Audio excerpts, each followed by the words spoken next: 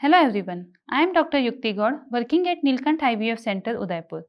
आइए आज हम डिस्कस करते हैं एक इम्पॉर्टेंट ऑर्गन यूट्रस के बारे में, जिसके कार्य क्या होते हैं, उसमें कौन कौन से विकार हो सकते हैं और साथ ही साथ उन सभी विकारों के लिए हम क्या समाधान कर सकते हैं। हर महिला में प्रेगनेंसी होने के लिए एक इम्पॉर्टेंट ऑर्गन होता है जिसे हम यूट्रस या गर्भाशय कहते हैं। गर्भाशय की साइज करीब 7 सेंटीमीटर के आसपास और उसकी चौड़ाई करीब 3 से 4 सेंटीमीटर के आसपास होती है। और गर्भाशय में प्रेगनेंसी होने के लिए एक ये महत्वपूर्ण ऑर्गन होता है जिसमें कि भ्रूण इम्प्लांटेशन से लेकर जन्म तक आगे बढ़ा होता है। गर्भाशय की शेप ट्रायंगुलर शेप की होती है, जो कि एक नॉर्मल तरीके से टर्म तक प्रेगनेंसी को ले जाने के लिए ज़रूरी होती है। गर्भाशय में कई प्रकार के विकार हो सकते हैं जिससे कि महिला को प्रेगनेंसी होने में तकलीफ हो सकती है। इन विकारों में सबसे कॉमनली होता है महिला के गर्भाशय में गांठ या फाइब्रॉइड का उपस्थित होना। फाइब्रॉइड होने पर महिला में या तो पीरियड्स उनके हैवी आ सकते हैं, महिला में लोअर एब्डोमेन में प्रेशर फील हो सकता है और हैवी पीरियड्स होने के साथ साथ महिला को इनफर्टिलिटी भी हो सकती है। इन सभी कारणों के कारण महिला को बच्चे होने में तकलीफ होने पर उसे या तो इंजेक्शंस के माध्यम से या फिर ऑपरेशन के माध्यम से ठीक किया जा सकता है। कुछ महिलाओं में बच्चेदानी या तो छोटी होती है या होती ही नहीं है। उन महिलाओं में या तो पीरियड्स बहुत कम आते हैं या फिर कभी आते ही नहीं हैं।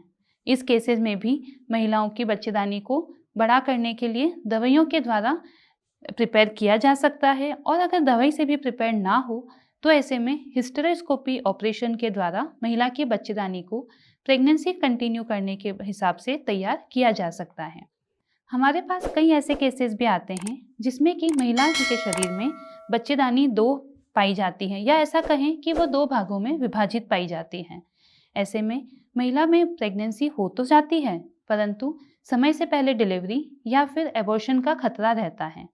उन केसेस में महिला की बच्चेदानी को ऑपरेशन के द्वारा, जिसे हम हिस्टेरोस्कोपी कहते हैं, उसकी बच्चेदानी को अंदर से ठीक किया जा सकता है और प्रेगनेंसी को कोशिश की जाती है कि एटलीस्ट टर्म तक ले जाया जा सके।